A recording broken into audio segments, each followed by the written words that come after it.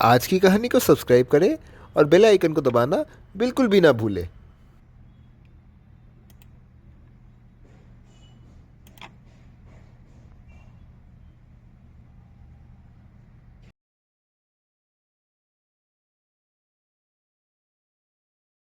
कई दिनों से विजयनगर शहर पर बहुत चोरी होती है। चोरी की खबरों से राजा कृष्णदेव बहुत चिंतित होते हैं।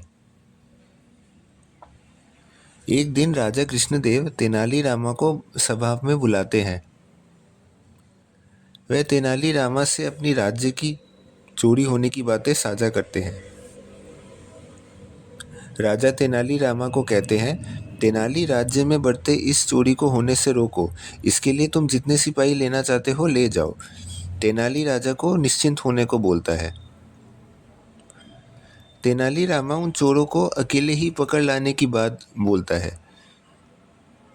उधर दरबार पर सभी तेनालीरामा की बातें सुनकर हंसते हैं। अगले दिन राज्य के भीतर एक अजीब सी खबर फैलाई जाती है। विजयनगर में एक बड़ा सेठ रहता था।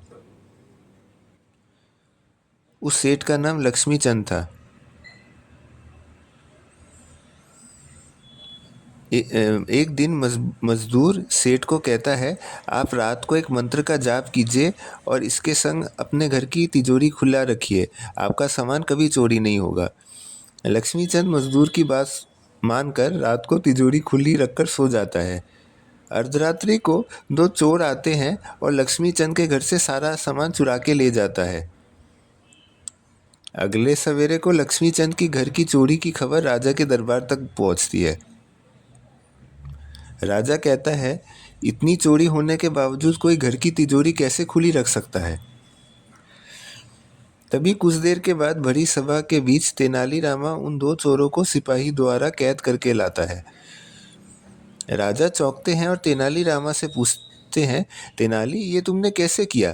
तेनाली उत्तर देता है, महाराज, मैंने मजदूर द्वारा उस सेठ को ये झूठ फैलाया था कि चोर आसानी से पकड़ा जा सके। मैंने लक्ष्मीचंद के घर के मेज को काले रंग से रंग दिया था। चोर जब रात को चोरी करने आया तब उनके पैर पर यह काला रंग लग गया और जब वे भागे तब उनके पैरों के निशान से उनको आसानी से पकड़ लिया।